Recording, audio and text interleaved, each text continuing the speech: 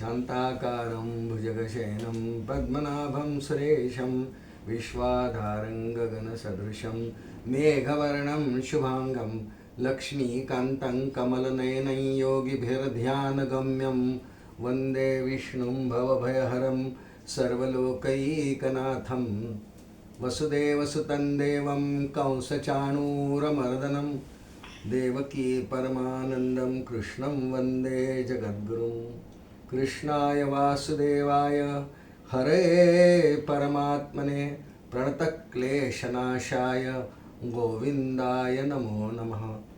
श्री गोपाल कृष्ण भगवान की जय। लक्ष्मी वेंकटेशा गोविंदा गोविंदा गोविंदा। परमपूजनीय सद्गुरूंच्या कृपेने श्री विष्णू सहस्रनाम या स्तोत्रातील भगवान श्री विष्णूंच्या 1000 नावांचं आपण चिंतन करतो आहोत क्रमाक्रमाने। आज आपल्यासमोर श्लोक क्रमांक 18 आहे क्रमाने। या श्लोकामध्ये एकंदर 10 नाव आहेत।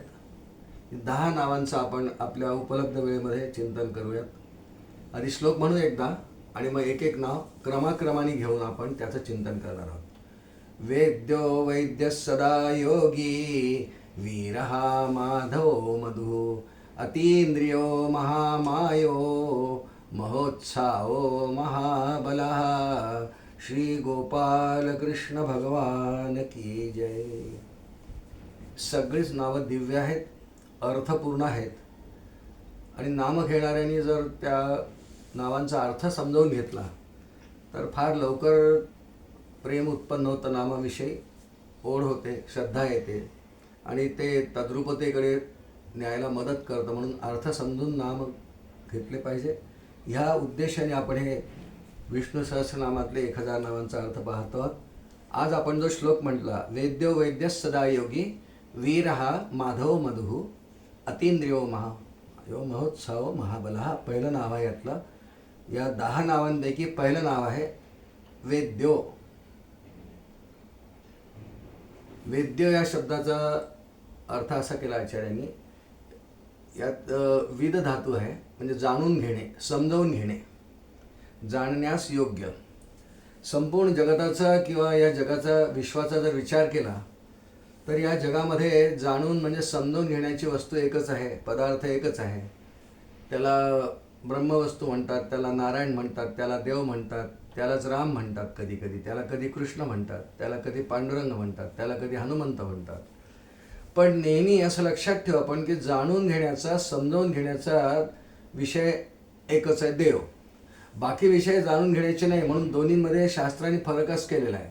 एकाला ज्ञान म्हणतात, एकाला माहिती म्हणतात। एक नॉलेज आहे, नॉलेज, इन्फॉर्मेशन, फक्त इन्फॉर्मेशन।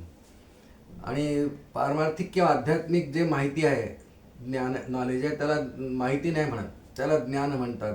आणि समर्थांनी ज्ञानाचं लक्षण केलं ज्ञानदशकामध्ये, ऐक शिष्या ज्ञानाचे लक्षण, ज्ञान म्हणजे आत्मज्ञान, पाहावे आपणासी आपण यानाव ज्ञान श्रीराम, अशी व्याख्या केली आहे। म्हणून वेद्य यामध्ये परमार्थ जाणून घेण्याला अत्यंत योग आहे, परमेश्वर जाणून घेण्याचा विषय आहे। बाकी विषय जाणून घेऊन काही तसा उपयोग नाही। माहिती असते ती, त्याचा उपयोग व्यवहाराच्या दृष्टीने, लौकिकाच्या दृष्टीने होतो आपल्याला, नाही असं नाही। मी एखादी गोष्ट जर जाणून घेतली, जसं इथून सज्जनगड किती दूर आहे ही माहितीच आहे। कोणी म्हणेल 120 किलोमीटर आहे, तुम्ही सातारा रोडनी जा, सातारापर्यंत गेला की पुढे मग तुम्हाला मोठा डोंगर ईशान्य दिशेला दिसेल, तो चढा, रिक्षा मिळतात, टांगे मिळतात, बस पण जाते। ही सगळी इन्फॉर्मेशन आहे, ही माहिती आहे।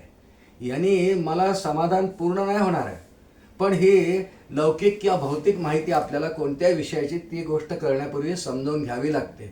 माझा नातू आहे पुण्याला, त्याचं नाव देवेश आहे आणि त्याला एक अशी आवड आहे की आपण केव्हा तरी एकदा गोल्डन टेम्पल पाहिलं पाहिजे। म्हणजे त्याची जुनी इच्छा होती 3-4 वर्षापूर्वी, आता काय असेल माहीत नाही, मोठा झाला, आता 6वी-7वीत जाणार आहे।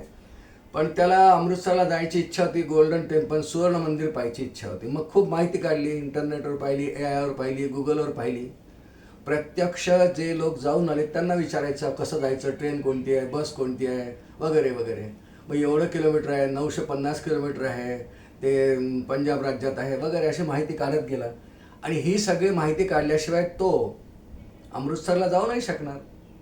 कुठेही जाण्यासाठी एखाद्या वस्तूची इच्छा उत्पन्न झाल्यानंतर ती वस्तू माझ्या उपभोग मला घेण्यासाठी मला माहिती काढावी लागते. भलेही ती भौतिक माहिती असो, बाह्य माहिती असो, पण ही सगळी माहिती किंवा नॉलेज गटात जातं. परमात्म्याचं असं नाही आहे. परमात्म्याविषयीचं ज्ञान फक्त धार्मिक आध्यात्मिक ग्रंथात आहे. तो अगदी नक्की आणि नक्की वेद्य आहे, जाणून घेण्याचा विषय. का? सगळ्या भौतिक गोष्टींचं ज्ञान म्हणजे माहिती आणि त्याचं ज्ञान यात फरक काय? परमात्म्याविषयी जाणून घेतलं, रामाविषयी कृष्णाविषयी जाणून घेतलं, समजावून घेतलं, तर मला नेहमीसाठी समाधान, सॅटिस्फॅक्शन, सुख, शांती कायम कायम टिकून राहील. कधी ते बदलणार नाही. असा परमात्मा शांतीचा, सुखाचा, समाधानाचा नेहमी विषय असल्यामुळे परमात्म्याविषयी जाणून घेण्यामध्ये तात्पर्य आहे, इतर गोष्टी जाणून घेण्यात तात्पर्य नसते. आणि म्हणून परमात्म्याचं नाव एक वेद्यो, वेद्य आहे, त्या ठिकाणी विद धातू आहे. जाणून घेण्याला अत्यंत योग्य परमात्माच आहे. परमात्मा जाणावा एक तेच ज्ञान सार्थक, दासबोधात ओवी. परमात्मा जाणावा एक तेचे ज्ञान सार्थक, अशी रामदास स्वामींनी दासबोधात ओवी लिहिलेली आहे. त्यांनी मनुष्य जन्माचं सार्थकता येते, सफलता येते. म्हणून परमात्मा समजून घ्यायला पाहिजे. आणि जसं जसं आपण समजून घेऊ, भगवान स्वतः भगवद्गीतेत 15व्या अध्यायात म्हणाले की अर्जुना, संपूर्ण जगामध्ये ज्याचं ज्ञान करून घ्यावं असा मी एकच विषय आहे, एकच वस्तू आहे. सर्वस्य चाहम हृदि सन्निविष्टो मत्तस्मृती ज्ञानमपोहनंच वेदैश्च सर्वैर अहमेव वेद्यो वेदांतकृत वेदविदेव च अहम. वेदांतकृत वेदविदेव चाहम चाधी वेद्यो वेदैश्च सर्वैर अहम एव वेद्यो. संपूर्ण जगामध्ये वे केला अहमेव म्हटलंय, फक्त मीच. एव म्हणजे मीच, फक्त मीच जाणून घेण्याचा विषय. ज्याने अखंड सुख, शांती, समाधान, ते परमात्मा स्वरूपाचं ते स्वरूपच आहे. सच्चित आनंदाचं स्वरूप असल्यामुळे आपल्यालाही त्याची अनुभूती येते. आणि म्हणून परमात्म्याचं या श्लोकातलं पहिलं नाव वेद्यो असं आहे.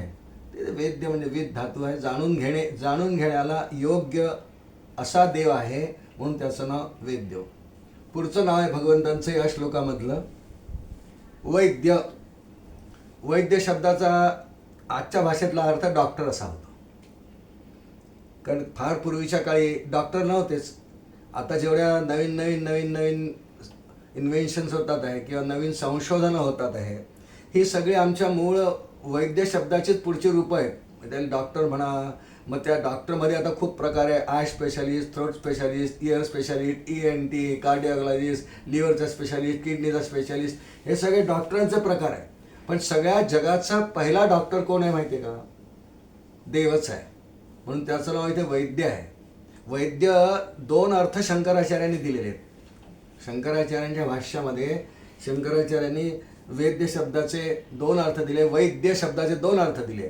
एक मगाशी आपण पाहिले याच्या आधीच्या नावामध्ये वेद्यो म्हणजे फक्त जाणण्याला योग्य परमात्माच आहे, ज्याचं ज्ञान करून घ्यायला फक्त परमात्माच योग्य, माहिती. आता वैद्य म्हणजे सर्व काही जाणणारा असा एक अर्थ केलेला आहे. जो सगळं काही जाणतो, तो जाणण्याला योग्य आहे आणि तो सगळं काही जाणतो. अगदी सर्व विद्या, कला, शास्त्र सर्वांचा ज्ञाता तो वैद्य तो आहे. सगळं त्याला खरं कळतं.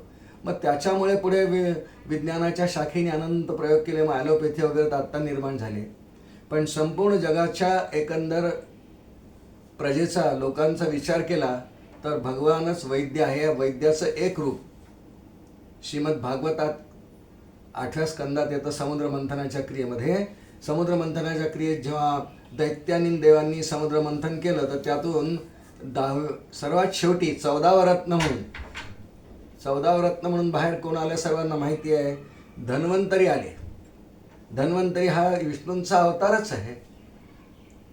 ते 14वं रत्न हातात अमृताचा कलश घेऊन आला. ज्यासाठी देवांनी दैत्यांनी समुद्र मंथन केलं त्यासाठी तो घेऊन आला. त्याचं नाव धन्वंतरी असं आहे. हा वैद्य आहे. हा सर्व देवांचा वैद्य म्हणजे डॉक्टर आहे. म्हणून भगवंतांचं एक नाव इथे वैद्य त्या अर्थाने आहे की धन्वंतरी या अर्थाने सुद्धा ते आहे. धन्वंतरीच त्याचं एक नाव आहे. आणि दुसरी गोष्ट, वैद्य शब्दाचा पहिला अर्थ आपण पाहिला, सर्व काही जाणणारा. सगळ्या सृष्टीमध्ये जे जे काय म्हणून जाणून घेण्यासारखं आहे. जसं निसर्ग चक्र आहे, पावसाळा येतो, उन्हाळा येतो, हिवाळा येतो, हे सगळं ज्याला कळतं की कधी पाऊस यावा, कधी ऊन पडावं, कधी किती डिग्री तापावं, कधी अवकाळी पाऊस यावा, कधी सुनामी यावी, कधी कोरोना यावा, हे ज्याला सगळं माहिती आहे, ग्रहण कधी लागावं, आजपासून 1,00,000 वर्षांपर्यंत 1,00,000 इयर्स पुढे जरी गेलो आपण तरी ग्रहण कधी लागेल हे सर्व पंचांगशास्त्रात लिहिलं असतं. म्हणजे सृष्टी संपेपर्यंत 4,27,000 वर्ष शिल्लक आहेत. इतक्या वर्षांमध्ये ग्रहण कधी येणार आहे हे सगळं आमच्या पंचांगकर्त्यांनी, म्हणजे भगवंतच पंचांग करताय, मुळात वैद्य तोच आहे, ज्योतिषी तोच आहे, त्यांनी लिहून ठेवल्याने यामध्ये 1 सेकंदाचा फरक पडत नाही. मग विज्ञान त्याला पुष्टी देतं. विज्ञान जेव्हा इन्व्हेन्शन करतं की यावर्षीचं हे ग्रहण किती वाजता लागेल, पंचांगात लिहिलं आहे, मग त्यांची कॅल्क्युलेशनची पद्धत वेगळी असते. ती बरोबरच आहे, ती चुकीची नाही आहे. मग सूर्य पृथ्वीचं अंतर किती, चंद्र पृथ्वीचं अंतर किती, मग त्याच्यामध्ये अँगल्स किती, त्यांचे रोटेशन कसे, ऑर्बिट कोणते, हे ठरवतात आणि त्याप्रमाणे ह्या क्षणाला ग्रहण लागेल असं विज्ञान सांगतं. पण विज्ञानाने शोधून काढलेली वेळ आणि पंचांगांनी शोधून काढलेली वेळ कधीही वेळ वेगळी येत नाही. कारण काय, या सर्व घटनांचा, आता आपण ग्रहणी घटना पाहिली फक्त, या घटनांचा निर्माता करता परमात्माच आहे आणि त्यामुळे त्याला ग्रहण कधी लागेल हे माहिती आहे, म्हणून त्याचं नाव वैद्य असं आहे. सर्व काही जाणणारा. फक्त एक ग्रहणाचा दृष्टांत पाहिला आपण, म्हणजे कोणत्या झाडाला फुल कधी हवं, जसं पारिजातकाला श्रावण भाद्रपदात फुलं जास्त येतात. कोणत्या फळांच्या झाडाला फळं कधी हवी, जसं कोकणामध्ये जितके आंबे पिकतात हे फक्त उन्हाळ्यातच येतात. रत्नागिरी, हापूस, असे कितीतरी येतात. म्हणजे फळं कोणत्या काळात यावी हे देव ठरवतो. फुलं कधी कोणती यावी, बहर कशाला असावा हे भगवान ठरवतो. कारण सर्व सृष्टीचा वैद्य तो आहे. ग्रहण कधी लागावं, पूर कधी यावा, सुनामी कधी यावी, इत्यादी इत्यादी. आता एकट्या व्यक्तीच्या संदर्भात किंवा व्यष्टीच्या संदर्भात जरी विचार केला तरी भगवंतांना प्रत्येक जीवाची प्रत्येक हालचाल, काय म्हटलं मी, प्रत्येक जीवाची प्रत्येक हालचाल ज्याला कळते तो वैद्य, जाणणारा. उदाहरण पाहू. एक मुंगी आहे, ती निघाली तिच्या नुकत्याच अंड्यातून बाहेर पडलेल्या तिच्या पिल्लांसाठी, छोट्या छोट्या मुंग्यांसाठी ती एखादा साखरेचा कण शोधायला निघते. ती जेव्हा घरातून बाहेर निघते बिळातून तिच्या, तेव्हा परमात्म्याच्याच प्रेरणेने निघते आणि परमात्म्याला माहिती आहे की आता ही घरातून निघाली आहे, ही साखरेचा कण शोधून आणणार आहे. मुंगी साखरेचा रवा. आमच्या कबीरदास महाराजांनी तर एक सुंदर कल्पना केली आहे. हे सुद्धा परमात्म्याला कळतं, म्हणून त्याचं एक नाव वैद्यस आहे. वैद्य म्हणजे सगळं जाणणारा. पहा किती सुंदर लिहितात कबीरदास महाराज. त्यांनी अशी कल्पना केली आहे की एक मुंगी आहे आणि तिच्या 4 पाय असतात मुंगीला. तिच्या पायामध्ये एका सोनाराने घुंगरू बांधलं. आता मुंगी केवढी शोधते हो, तिचा पाय केवढा, तिला घुंगरू केवढं लागेल, पण ती एका सोनाराकडे गेली. ही कबीरदास महाराजांनी कल्पना केली आणि त्यांना म्हणाली, सोनार दादा मला घुंगरू करून द्या ना. ते हसले, अगं बाई तू किती लहान आहेस, इतकं लहान घुंगरू? हो म्हणे, मला किती, आजकाल सगळ्या बाया पोरी घुंगरू घालतात, शाळेत जातात, छुम छुम छुम छुम आवाज करतात, मलाही घुंगरू पाहिजे. बरं मी करून देतो, थांब म्हणे. माप वगैरे घेतलं त्या सोनाराने. म्हणजे किती सूक्ष्म माप असेल, मुंगी केवढी, पाय केवढा, घुंगरू केवढं, आणि त्यांनी छान छुम छुम छुम, घुंगरूला छुमछुम म्हणू आपण, छुमछुम घेऊन दिले. तिला दिले आणि ती निघाली मग आपल्या बिळातून. आता ती मुंगी केवढी, तिचे पाय केवढे, घुंगरू केवढा आवाज येत असेल, आपल्याला येईल का? आपल्याला तर बेल वाजली तरी आवाज येत नाही. आपल्या भानात आपण असलो, समजा आपण काही रिमोट कंट्रोल एखादा गेम खेळत असलो, आपला नातू खेळत बसतो, बेल वाजते, आवाजच येत नाही. आई बाबा टक टक टक टक टक टक बुक्क्या मारतात तरी येत नाही. आपण जर एखाद्या कार्यात मग्न असलो तर आपल्याला आवाज येत नाही. पण कबीरदास महाराजांनी कल्पना केली आहे की त्या मुंगीच्या पायातलं घुंगरू वाजलं. आपल्याला नाही कळणार. आपल्या घरात तर किती मुंग्या, पाली, डास, किती काय काय सगळे लोक असतात, आपल्याला काही कळत नाही. एखाद्या डासाने जरी बांधलं तरी दिसणार नाही. पण कबीरदास महाराजांनी कल्पना केली आहे आणि सुंदर दोहा लिहिला आहे. पहा, चींटी के भी पैर में, चींटी म्हणजे मुंगी, मुंगीला हिंदीमध्ये चींटी म्हणतात. चींटी के भी पैर में जो घुंगरू बजता, वो भी नाद मेरा श्रीराम सुनता, वो भी नाद मेरा श्रीराम सुनता. पहा किती सुंदर कल्पना केली आहे. मुंगीच्या पावलात घुंगरू बांधलं तर त्याचा होणारा छुमछुम नाद किती सूक्ष्म असेल हो. बरं परमात्मा कुठे आहे? वैकुंठात आहे. अंतर किती आहे? करोडो किलोमीटर. ओ विनाद का?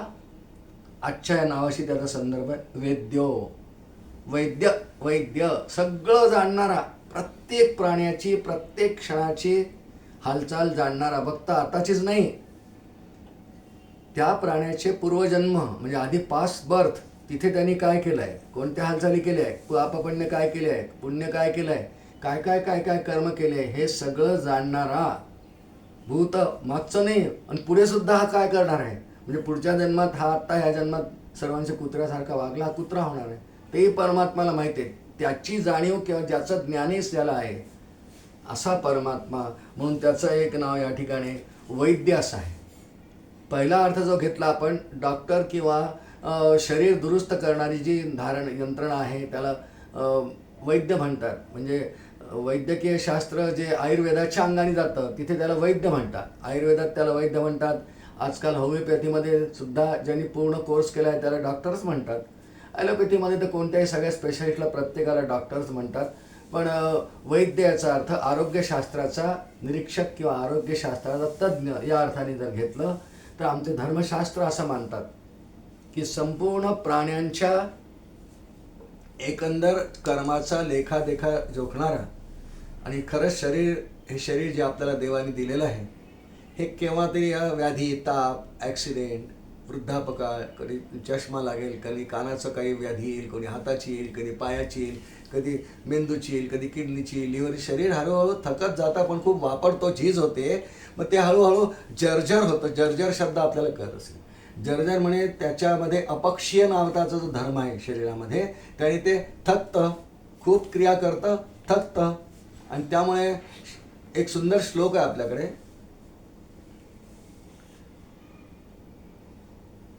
वैद्य शब्दाचा अर्थ आपण पाहतो. शरीरे जर्जरे भूते, शरीरे जर्जरे भूते, व्याधिग्रस्ते कलेवरे, औषधं जान्हवी तोयम, वैद्यो नारायणो हरिही. शेवटी सकल जीवांना या भवरोगातून तरून देणारा ही रामनाम नौका भवसागरी तरया. तसं भवरोग याला म्हणतात, भवनदी म्हणतात, भवसागर म्हणतात. फार मोठा आहे ना म्हणून त्याला हे सगळे भवनदी, भवसागर असे मोठे उपमा देतात. पण या भवरोगातून, आधिव्याधींमधून या जीवाला सुखरूपपणे पैल तीरावर म्हणजे आपल्या गंतव्याकडे, आपल्या स्वरूपाकडे फक्त परमात्मा नेऊ शकतो. आणि म्हणून फक्त परमात्माच वैद्य आहे. शरीरे जर्जरे भूते, जेव्हा शरीर जर्जर होतं, व्याधिग्रस्त होतं, कलेवरे म्हणजे पडलेलं असतं, तेव्हा औषधं जान्हवी तोयम. काय औषध? जान्हवी म्हणजे गंगा, गंगेचं जल. आपण म्हणतोय की त्या व्यक्तीचा अंतिम काळ तोंडात गंगेचं थेंब टाका तोंड. आणि वैद्य नारायण हरी, हे त्याला आता सर्वात मोठा वैद्य या भवसागरातून तारून नेणारा. इथल्या दुखण्यापायी त्याचा एखाद्या मृत्यू होईल, पण भवसागर तरून जाण्यासाठी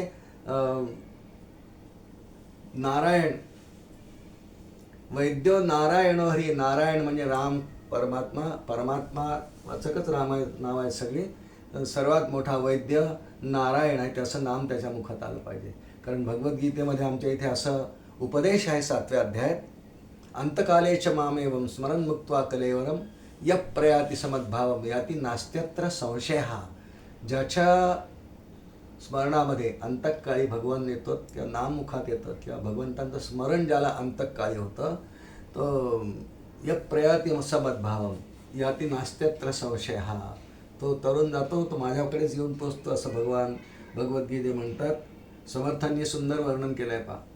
भजा राम विश्राम योगेश्वरांचा, जपू नेमिला नेम गौरीहराचा, स्वये निववी तापसी चंद्रमौळी, तुम्हा सोडवी राम हा अंतकाळी. वैद्य आहे कारण, तुम्हा सोडवी राम हा अंतकाळी, कारण सगळ्यात मोठा वैद्य परमात्मा रामच आहे.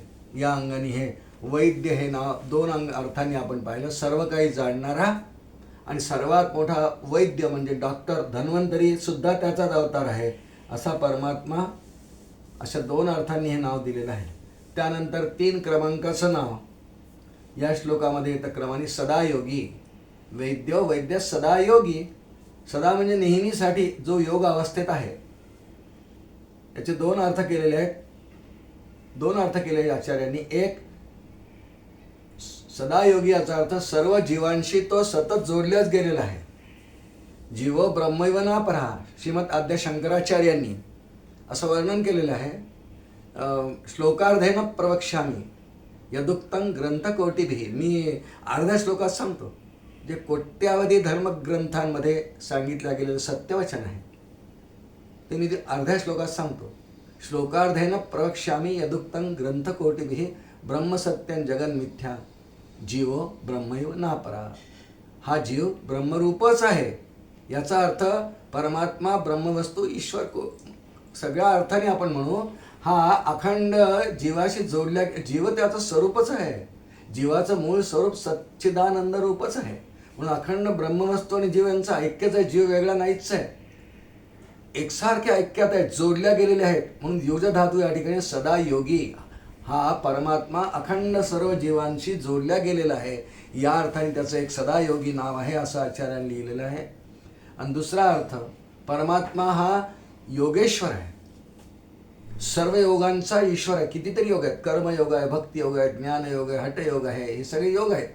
पण परमात्मा त्याचं नाव इथे काय, या ठिकाणी सदायोगी. हेही कोणते योग असोत, करणारा कोणी किती असोत, हजारो लाखो असोत, पण जो सदायोगी या सर्व योगांमध्ये तोच जोडला जातो. असा सदायोगी सर्व योगांनी साधनांनी जोडल्या जाणारा योगी श्रीमद भगवद्गीतेमध्ये व्यासमहर्षींनी भगवद्गीतेच्या शेवटच्या श्लोकामध्ये 700व्या श्लोकामध्ये भगवंतांच्या योगी शब्दाचं, सदायोगी याचं वर्णन करताना म्हटलं आहे, यत्र योगेश्वर कृष्ण यत्र पार्थो धनुर्धरः तत्र श्रीर्विजयो भूतिर्ध्रुवा नीतिर्मतिर्मम यत्र योगेश्वर कृष्ण. ते योगेश्वर नाव जे आलेलं आहे ना, ते द्वितीय अर्थाने की योगेश्वर श्रीकृष्ण ज्या बाजूने अर्थ पूर्ण श्लोकाचं नाही पाहायचं आपल्याला, पण त्या श्लोकात योगेश्वर नाव आलेलं आहे.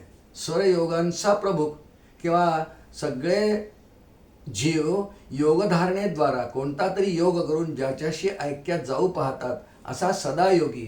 सदायोगी शब्दाचे असे दोन अर्थ आचार्यांनी काढले आहे. क्षिप्रम मानुषे लोके सिद्धिर्भवती कर्मजा चातुर्वर्ण्य मुया सृष्टम गुणकर्म विभाग असा भगवद्गीते 4th अध्याय श्लोक होतो. क्षिप्रम म्हणजे लवकर. क्षिप्रम मानुषे लोके सिद्धिर्भवती कर्मजा. कर्मयोग, कर्मयोगाला योग म्हणतात. गीतेमध्ये योग शब्द जिथे येतो तो कर्मयोग वाचक आहे आणि म्हणून योग शब्द तिथे आहे. सदायोगी याचा अर्थ कर्मयोगी पण, ज्ञानयोगी पण, भक्तयोगी पण.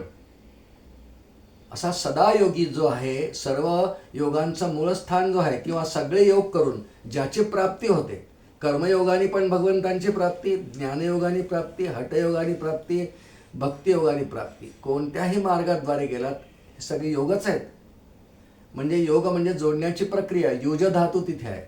युज धातू म्हणजे जोडणे, दोन वस्तूंना एकत्र आणून जोडणे. जसं बघा, एखाद्या झाडाची एखादी फांदी तुटते, मग ज्याला त्याचं ज्ञान असतं, ती व्यक्ती, ती स्त्री, पुरुष, मुलगा कोणी, मग ती अशी एकावर एक ठेवतात, त्याला दोरा बांधतात, त्याला कलम बांधणं असं म्हणतात. आणि ते जोडल्या जातं काही दिवसांनी.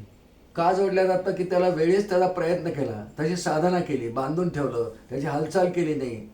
प्लॅस्टर बांधताना सगळे डॉक्टर लोक काय करतात, फक्त ज्या ठिकाणी हाड तुटलेलं आहे ते बरोबर ज्या स्थितीत असायचं बोल तिथं ठेवतात आणि मग हालचाल त्या व्यक्तीने करू नये म्हणून त्याला बांधून ठेवतात की हालचाल करू नका. एक 8-15 दिवसात, 21 दिवसामध्ये बहुतेक हे जोडल्या जाईल. युजच आहे तिथे. दोन सांधे जोडलं जाणं याला युज धातू आहे. जोडल्या जाणं याला युज धातू वापरतात. युज म्हणजे जोडणे, जोडणारा. आणि त्या अर्थाने इथे सदायोगी शब्द आहे जो योगक्रियेद्वारा नेहमी जोडल्या जाण्यासारखा आहे, जोडल्या जातो असा अनेकांचा अनुभव आहे. म्हणून सदायोगी हे नाव आहे. 4थं नाव या श्लोकामधलं आहे वीरहा.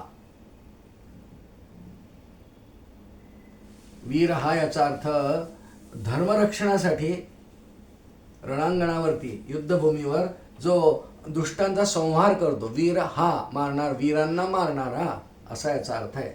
मोठ्या मोठ्या वीरांना, दुष्टांना मारणारा. कारण त्याची एकंदर स्वतःची धारणा अशी आहे, त्यांनी ती भगवद्गीतेत प्रगट केली आहे. यदा यदा धर्मस्य ग्लानिर्भवति भारत अभ्युत्थानम अधर्मस्य तदात्मानं सृजाम्यहं परित्राणाय साधूनां विनाशाय च दुष्कृतां धर्म संस्थापनार्थाय संभवामी युगे युगे.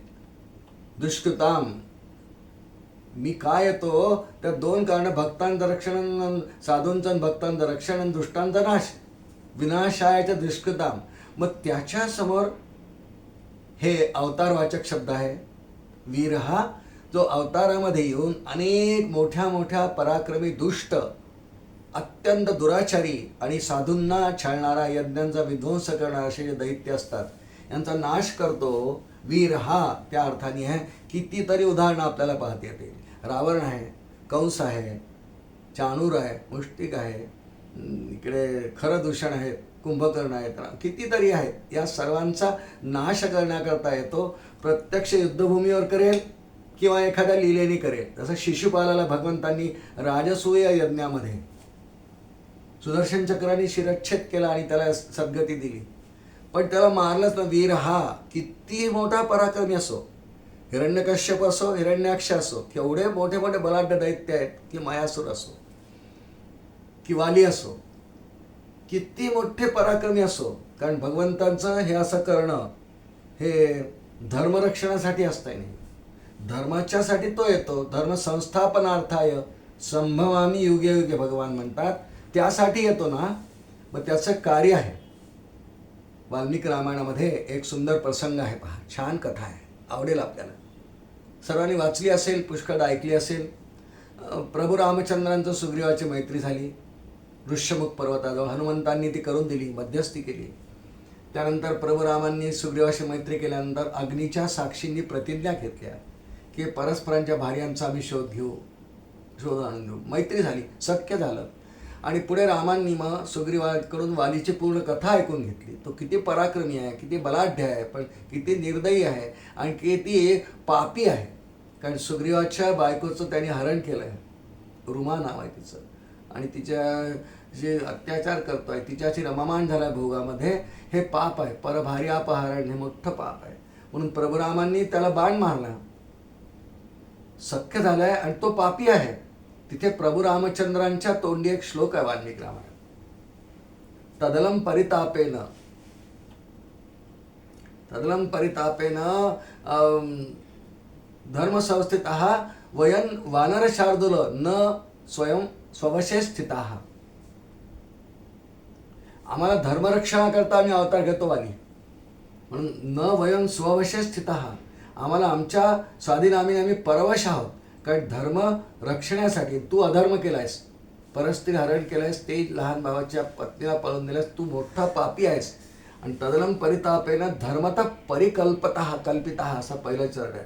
तदनम परितापेन धर्मतः परिकल्पितः वधो वानर शार्दूल न वयम स्ववशे स्थिताः.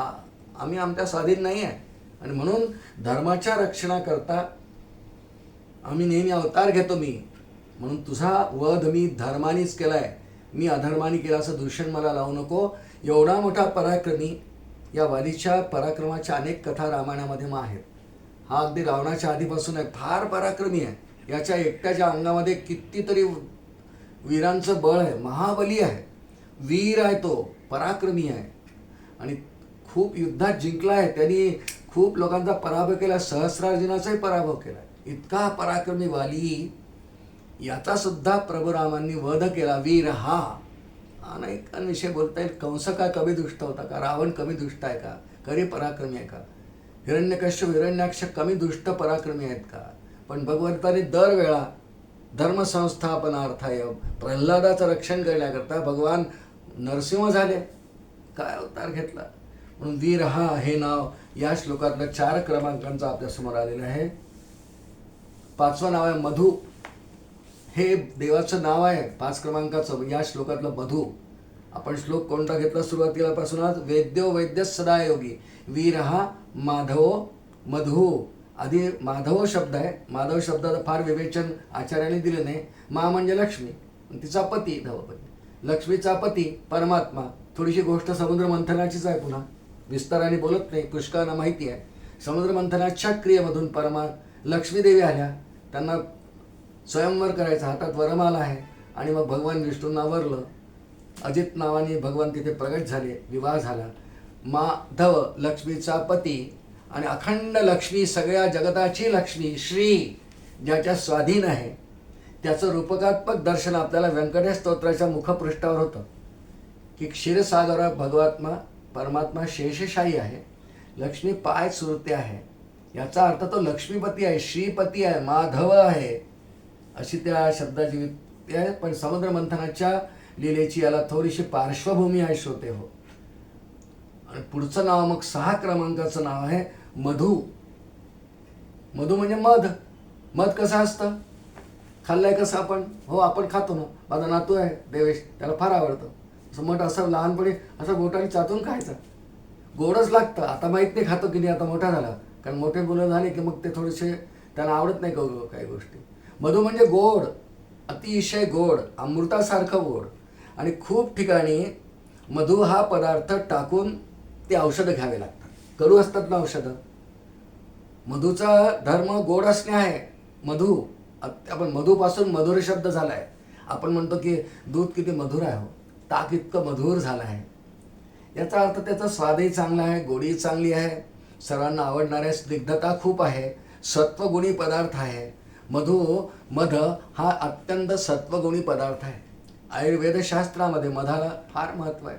अनेक औषधी मधाबरोबर घ्याव्या लागतात. हा एक अर्थ. अत्यंत मधु याचा अर्थ गोड, अमृताहुनी गोड नाम तुझे देवा, असा अभंग आहे. आणि त्यामुळे याचं एक नाव मधु. या श्लोकातलं 6 क्रमांकाचं माधव मधु, अत्यंत गोड, सर्वांना आवडणारा. असा कोणीही माणूस नसेल की ज्याला आवडत नाही. पण आता पुढे तब्येतीमुळे, डायबिटीसमुळे गोष्ट वेगळी, पण गोड खाणं सगळ्यांना आवडतं. मिष्ठान्न ज्याला म्हणतात, आणि भगवंतांच्या नैवेद्यात मिष्ठान्न असतात. मधु याचा अर्थ गोड, मध गोडी असा त्याचा अर्थ आहे. दुसरा अर्थ दिला आचार्यांनी. उपनिषदांमध्ये भगवंतांना प्राप्त करून घ्यावा मुख्य विषय आहे. जीवो ब्रह्मैव नापरः, जीवाचं स्वरूप, ब्रह्माचं स्वरूप, दोन्हीचं ऐक्य सांगणं. बस 3च गोष्टी वेदांत शास्त्र शिकवतं. एक, ब्रह्म सत्य आहे, जग मिथ्या आहे, आणि जीव आणि ब्रह्मवस्तू एक आहे. इतकंच फक्त 3 गोष्टी वेदांत शास्त्र शिकवतं. या सगळ्या विद्येला अध्यात्मविद्या किंवा राजविद्या म्हणतात, किंवा मधुविद्या म्हणतात. हिला वेदांत उपनिषदांमध्ये कधी कधी मधुविद्या म्हटलं आहे. मधु म्हणजे खरी, श्रेष्ठ, अत्यंत गोड आणि सत्वरात पवित्र, सर्वात श्रेष्ठ या अर्थाने अर्थ घ्यायचा आहे. भगवान 9व्या अध्यायात भगवद्गीतेत बोलले, राजविद्या राजगुह्यम पवित्रमिदमुत्तमम प्रत्यक्षावगमम धर्मम सुसुखम कर्तुमव्ययम. राजविद्या राजगुह्यम, इथे भगवंतांनी राजविद्या शब्द वापरला, कारण सर्वात श्रेष्ठ या अर्थानेच ते प्रतिपादन पहिल्या श्लोकात आहे. याचा अर्थ मधुविद्या आहे. उपनिषदांनी या विद्येला मधुविद्या म्हटलं आहे. तिसरा अर्थ काढला आहे अनेक टीकाकारांनी की मधुविद्या ज्याच्या साह्याने, ज्याच्या प्राप्तीचे साधन आहे, ही संपूर्ण अशी श्रेष्ठ मधुविद्या उपनिषद विद्या किंवा उपनिषदांचं ज्ञान, परमात्म्याविषयीचं, जीव आणि ब्रह्मवस्तूचं ऐक्य सांगणारं हे ज्ञान, हे ज्याच्या प्राप्तीचं साधन आहे, म्हणून सुद्धा याचा अर्थ एक मधु दिला आहे. असे 3 अर्थ अनेक टीकाकारांनी दिलेले आहेत. 3ही अर्थ आपण थोडक्यात पाहिले. त्यानंतर 7 क्रमांकाचं नाव आहे श्लोकातलं अतींद्रिय असं आहे. अतींद्रियाचा अर्थ जो कोणत्याही इंद्रियांच्या द्वारे प्राप्त होण्यासारखा नाही. त्वं गुणत्रयातीतः, त्वं देहत्रयातीतः, त्वं कालत्रयातीतः, त्वं मूलाधार स्थितोऽसि नित्यम. ह्या आपण गणेश अथर्वशीर्षात म्हणतो गणपतीच्या. तो कोणत्याही इंद्रियांनी प्राप्त होणारा नाही. श्रीमद भगवद्गीतेत असंच वर्णन आहे ना. इंद्रियाणि पराण्याहुः इंद्रियभ्यः परं मनः मनसस्तु परा बुद्धिर्यो बुद्धे परतस्तु सहा. तो बुद्धीलाही मिळत नाही. अर्थ जरा वेगळे आहेत, आपण इतक्या विस्तारात ते जात नाही. पण कोणत्याही इंद्रियांचं, भगवान डोळ्याने दिसतात का, हे निर्गुण निराकार परमात्म्याविषयीचं चिंतन आहे. अवतार डोळ्याने दिसतो. राम अवतार ज्या काळात त्रेतायुगात झाले ना, राम ते अनेकांनी पाहिलं डोळीने त्यांना, आणि त्यांचं रूप त्यावेळेला डोळ्यात साठवून जे ऋषींनी मुनींनी सांगितलं तसं आजही लोकांना रामांचं दर्शन होतं. पण हे निर्गुण निराकाराविषयी बोलणं सुरू. अतिइंद्रिय हे नाम परमात्म्याच्या मूळ स्वरूपाविषयी, निर्गुण निराकाराविषयी बोलणं सुरू आहे. तो कोणत्याही इंद्रियांचा विषय नाही, फक्त चिंतनाद्वारे. पहा, आमच्या इथे अमृतबिंदू उपनिषद म्हणून उपनिषद आहे, त्यात एक श्रुती येते, मंत्र येतो, नैव वाचा न मनसा प्राप्तुम शक्यो न चक्षुषा अस्तित्वोपलब्धस्य किदम तदुन लुप्तते. नैव वाचा न मनसा, नाही कठोपनिषदली श्रुती आहे. नैव वाचा न मनसा, वाणीने प्राप्त होईल नाही, पण वाणी इथपर्यंत नेईल त्याला की तो इतका अधिकार येईल की परमात्मा दर्शन देईलच. जसं जप करत राहिला, पारायण करत राहिला, वाणीला अखंड वळण परमात्म्याचं दिलं, त्या जपाद्वारे परमात्मा संतुष्ट होऊन तो आपणहून त्याला दर्शन देईल. पण तसा वाणीचा तो विषय नाही. नैव वाचा न मनसा प्राप्तम शक्य न चक्षुषा, डोळ्यांनी पण नाही मिळणार, कारण तो अतिंद्रिय आहे, डोळ्यांनी दिसणार नाही. आणि त्यामुळे कोणत्याही इंद्रियांचा विषय नसल्यामुळे त्याला श्रुती माऊलीने सुद्धा नेती नेती म्हटलं आहे. कारण श्रुती माऊलीने शब्दरूपच सगळे श्रुती आहेत. त्यांना प्रत्यक्ष प्रमाणाचा विषय परमात्मा असल्यामुळे तो अन्य कोणत्याही प्रमाणाचा विषय नाही. आणि त्यामुळे अतिइंद्रिय हे नाव निर्गुण निराकारा विषय असल्यामुळे शब्द स्पर्श रूप रसगंध पाचही पंचविषयां जे जे ज्ञान या जीवाला प्राप्त होतं जगातलं, तसा परमात्म्याचं ज्ञान या कोणत्याही इंद्रियांनी प्राप्त होत नाही. म्हणून त्याला अतिइंद्रिय हे त्याचं नावच या ठिकाणी ठेवलेलं आहे. यानंतर 8 क्रमांकाचं नाव आहे या श्लोकामधलं, महामायो. महामायो, महामाय या शब्दाचे 2 अर्थ केलेले आहेत. जो मायेचा स्वामी आहे. दैवी ह्येषा गुणमयी मम माया दुरत्यया मामे वय प्रपद्यन्ते माया मे तांतरंती, ते भगवान गीतेत बोल. दैवी ही एषा गुणमयी, ही त्रिगुणात्मिका माया, मम माया माझी माया, दुरत्या उल्लंघायला दुर्लभ आहे. आणि या मायेचा जो स्वामी आहे, कारण भगवान स्वतः बोलले ना, दैवी एषा गुणमयी मम माया माझी माया, अशा त्या मायेचा जो मायापती आहे, मायेचा स्वामी आहे, म्हणून भगवंतांचं एक नाव महामाय, मायेचाही स्वामी म्हणून महामाय हा एक अर्थ. आणि अत्यंत मायावी जे लोक असतात, दुष्टच असतात, राक्षस असतात, दैत्य असतात, अत्यंत मायावी जे असतात, या मायान्वींवरती स्वामित्व मिळवणारा, त्यांच्यावर मायेचा पडदा पाडणारा आणि त्यांचा पराभवही करणारा कितीतरी उदाहरणं पुराण ग्रंथामध्ये आपल्याला घेता येतील. ताटिका मायावी आहे, पूतना मायावी आहे, खरदूषण मायावी दैत्य आहेत. म्हणजे कोणी कोणतंही रूपही घेऊ शकेल, आकाशातून संचार करू शकेल, या सगळ्या मायावी विद्या आहेत. कोणाचे रूप घेऊ शकेल. जसं पूतनेने एका सुंदर युवतीचं रूप घेतलं, कारण तिच्या मनामध्ये जो हेतू होता की कृष्णाला स्तनपान करून त्याला मारून टाकायचं, असा हेतू होता. ती मायावी आहे, पण भगवंत महामायावी म्हणून महामाया इथे नाव त्यांचं आहे. महामायो त्यांचं नाव या ठिकाणी 8 क्रमांकाचं आहे. त्यांच्यापेक्षा मायावी ओळखलं की पूतना आहे. सुंदर नवयुवतीचं रूप घेऊन आली. भगवान मनात म्हणतात, अच्छा मैया तू आ गई क्या, मैं तो राह देख रहा था. मग तिने मांडीवर घेतलं. मग भगवंतानी पुढे सगळ्या काय क्रिया केल्या माहिती आहे. घट्ट धरलं, सोडलं नाही. ती मोठ्याने ओरडते, सा मुंच मुंच ला येती प्रभाशमिती, ओरडायला लागली. शेवटी प्राण सोडला. घट्ट धरलं भगवंतानी. महामायो, तू मायावी आहे, मी महामायावी आहे. तुला मायावी विद्या येते, मला महामायावी विद्या येते. आणि तुला कसं संपव, आय नो दॅट, मला समजतं आहे. प्रत्येक अवतारामध्ये भगवान कितीही मायावी दैत्य असला तरी त्याच्यापेक्षा वरचढ ठरतात. म्हणून भगवंतांचं एक नाव मायावी लोकांवरही स्वतःचा प्रभाव पाडणारा, या अर्थाने आचार्यांनी त्याचं नाव महामाय असं म्हटलेलं आहे. यानंतरचं नाव आहे 9 क्रमांकाचं या श्लोकातलं श्रोते हो, महाबलाहा. बल म्हणजे भगवान श्रीमद भगवद्गीतेत काही विभूती बोलले आहेत. 10वा अध्याय तर विभूती योगाचाच आहे, पण 7व्या अध्यायात भगवंत काही विभूती बोलले. त्यातली एक विभूती भगवान बोलतात, बलम बलवताम चा हम, म्हणजे बलम बलवतांच अहम. जितके बलवान लोक जगात आहेत, पुष्कळांना आपल्या बलाचा फार गर्व असतो. मोठे मोठे सुमो, कुस्तीगीर, शक्तीचा फार गर्व असतो. आणि त्या सर्वांपेक्षाही बल जास्त असणारा महाबल.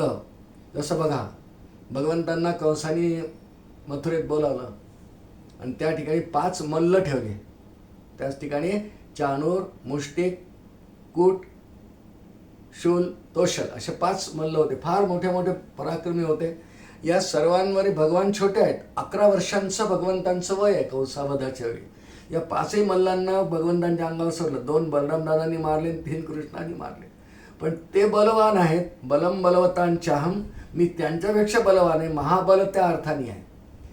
एवढंच नव्हे तर असं म्हटलं आहे टीकेमध्ये की त्यांच्या अंगात सुद्धा जे बल आहे, जे शरीर सामर्थ्याला बल म्हणतात, तसं बुद्धीचं सामर्थ्य तर बुद्धीचं बल म्हणतात. शरीर, मन, बुद्धी या तिन्हींनाही काय बल असतंय. मनाचं बल असतंय, बुद्धीचं बल असतंय, शरीराचं बल वेगळं, शारीरिक बल.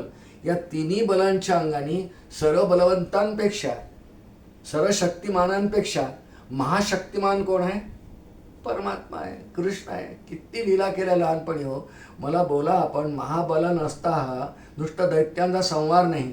श्रीमद भागवतात भगवंतांची अत्यंत मधुर अशी लीला येते गोवर्धन उचलण्याची. इत्युत्वैकेन हस्तेन कृत्वा गोवर्धनाचलम, डाव्या हाताच्या करांगलीवर भगवंतांनी गोवर्धन धारण केलं. किती बल लागलं असेल. इतकं सगळं बल लीलेनी आपल्या मूळ स्वरूपातून काही वेळ घेऊन भगवंतांनी गोवर्धन लीलेने उचला. इत्युत्वैकेन हस्तेन कृत्वा गोवर्धनाचलम, गोवर्धनासारखा एक महान मोठा पर्वत भगवंतांनी लीलेनी करांगलीवर उचलला. महाबल, कल्पना येणार नाही इतकं बल भगवंतांजवळ आहे. अगदी कळून येण्याकरता सहज थोडक्यामध्ये या जगात जितके हत्ती आहेत, वाघ आहेत, सिंह आहेत, दुष्ट माणसं आहेत, पर्वत आहेत, नद्या आहेत, जितके जीव आहेत, जितकी माणसं आहेत, प्रत्येकाजवळ काही ना काही बल आहे की नाही, शक्ती आहे ना. या सर्वांची शक्ती एकत्र केली तरी त्रैलोक्यातल्या सगळ्यांची, देवांची, यक्षांची, गंधर्वांची, किन्नर, विद्याधर, नाग, कूर्म सगळ्यांची शक्ती एकत्र केली. कोट्यावधी जीव आहेत त्रैलोक्यात. तरी सुद्धा ह्या बलापेक्षा या सर्वांचं बल एकत्र केलं तरी सुद्धा ज्याचं बल जास्त श्रेष्ठ आहे हा एक भाव. आणि या सर्वांच्या अंगात जे बल आहे ते सुद्धा भगवंतांचंच आहे. सर्वभूतादिवासंयत भूतेष्वचु वसत्यपि, असं भगवान उपनिषदात बोलले ना. सर्वभूतादिवासंयत, तो प्रत्येक भूतांमध्येच वास असल्यामुळे त्याचा सर्वभूतांचं बल, प्राण्यांचं बल त्याचंच आहे. म्हणून 2 अर्थाने त्याला महाबल असं नाव आहे. श्रोते, महत्साहो हे एक 9 क्रमांकाचं राहिलं आपलं. महत्साहो 9 क्रमांकाचं नाव या श्लोकातलं आहे. त्याचा उत्साह फार मोठा आहे. उत्साह फार मोठा आहे. उत्साह म्हणजे काहीतरी करण्याची उर्मी, सतत काहीतरी करत राहावं अशी उर्मी. रिकामं बसायची वेळ नाही. ते दुपारी झोपायचं नाही. हा म्हणजे आता आम्हाला सुट्ट्या लागला, मी एक क्षण झोपणार नाही. माझा नातू आहे पुण्याला, त्याचं नेहमी इतका उत्साहात असतो ना मी, नेहमी एनर्जी. आजकालच्या त्या आयडॉल काही कार्यक्रम होते टी व्हीवर, त्यामध्ये परीक्षक सांगतात तुझी एनर्जी खूप छान आहे, एनर्जी छान आहे. त्यांना एनर्जीचा अर्थ उत्साह म्हणायचा असतो. एनर्जीचा पॉवर नाही तिथे. तिथे पॉवर म्हणजे एनर्जी होतं, ती पॉवर नाही म्हणायची. त्यांची एनर्जी खूप आहे म्हणजे त्यांचा उत्साह खूप आहे. खूप ते डान्स करतील, इतक्या सुंदर सुंदर स्टेप्स घेतील, गाणं म्हणतील, इतके सुंदर सुंदर आलाप घेतील, एनर्जी टिकून राहते. उत्साह म्हणजे सतत काहीतरी करण्याची मनामध्ये असलेली इच्छा आणि प्रत्यक्ष कृती, या दोन्हींना उत्साह म्हणतात. भगवंतांजवळ अखंड उत्साहित वृत्ती आहे. कधी कंटाळा, आळस नाही. याच्या विरुद्ध जीवाचं असतंय सतत कंटाळा. त्याला म्हटलं की वाच, कंटाळा, बरं काही गाणं आहे, कंटाळा, बरं फिरायला जाऊ, कंटाळा, बाहेर फार गर्दी आहे, पोल्युशन आहे, ऊन आहे, याला कंटाळा. असा भगवंत कधीही कंटाळा करत नाही. उत्साह हा शब्द अत्यंत कंटाळा, आलस्याच्या विरुद्ध आहे. प्रमाद, आलस्य, निद्राभिः तन्निबध्नाति भारत. या तिन्हींचा त्याग करून सत्वगुणाकडे जर वृत्ती घडली ना, उत्साह ही सत्वगुणाची देणगी आहे. ज्या माणसाचा, देहधारी माणसाचा नेहमी सत्वगुण उच्चांकावर असेल ना, त्याला सतत काहीतरी रिकामा राहताच काम येत आहे. काहीतरी करण्याची अनेक नेहमी उर्मी असते. तो सतत काहीतरी करीत असतो, नवीन नवीन नवीन. आणि म्हणून उत्साह फार महत्त्वाची गोष्ट आहे. आणि असा सर्वांपेक्षा ज्याचा उत्साह फार मोठा आहे, महत्साहो आणि मग महाबला, त्याचा उत्साह जर टिकून राहिला नाही ना तर जग कसं राहील हो. कारण भगवंतांचं मुख्य कार्य काय आहे? उत्पत्ती, स्थिती, लय. पहा किती छान आहे आमचं तत्वज्ञान, आर्य सनातन धर्म. हिंदू धर्मात तर किती सुंदर आहे. पहा, आपण इंग्रजीमध्ये देवाला काय म्हणतात? लहान मुलाला विचारलं आमच्या नातवाला तर सांगेल गॉड. आपण काय म्हणतो? देव. बर, गॉड शब्दाच्या प्रत्येक शब्दाचा अर्थ काय होतो? जी म्हणजे G for generation, O for organisation आणि डी फॉर डिस्ट्रक्शन. बरोबर आहे? G for generation, O for organisation आणि डी फॉर डिस्ट्रक्शन. मग आमचं शास्त्र काय वेगळं सांगतं? आमचं चोरून गॉड शब्द तयार केला. आम्ही काय म्हणतो? देव उत्पत्ती करतो. जी जनरेशन म्हणजे उत्पत्ती, नवीन नवीन तयार करतो.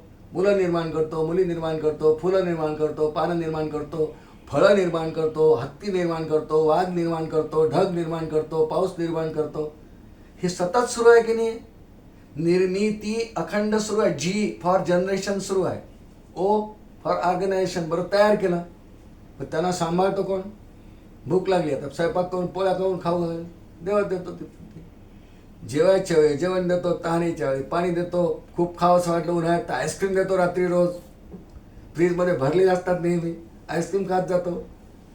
हे ऑर्गनायझेशन आहे. ऑर्गनायझेशन, प्रतिपालन त्याला म्हणतात. स्थिती आणि लय, डिस्ट्रक्शन. डिस्ट्रक्शन संपवणे. आमच्याच सगळ्या अर्थ घेऊन शब्द परदेशी लोकांनी बनवले. जी फॉर गॉड. लक्षात ठेवा, आपला विषय सुरू आहे महोत्साहो. उत्पत्ती, स्थिती, लय अखंड सुरू आहे.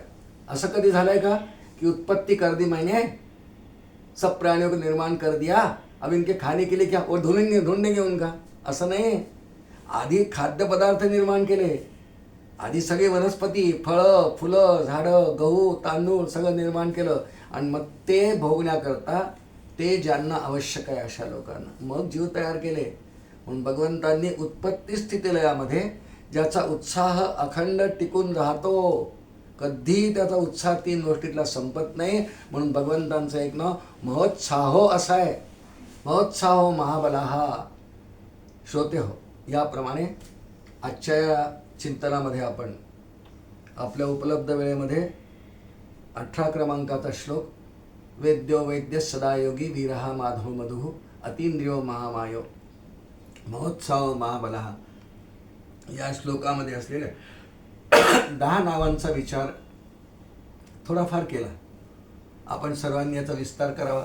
हे सगळे अर्थ श्रीमद आद्य शंकराचार्यांनी श्री विष्णू सहस्रनाम भाष्य ग्रंथामध्ये दिलेले आहेत. त्याचाच आधार घेऊन आपण हे चिंतन करत आहोत.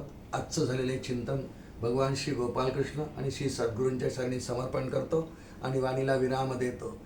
श्री गोपाल कृष्ण भगवान की जय. अनंत कोटि ब्रह्मांड नायक राजाधिराज सच्चिदानंद सद्गुरु श्री ब्रह्म चैतन्य रामानंद प्रहलाद महाराज की जय.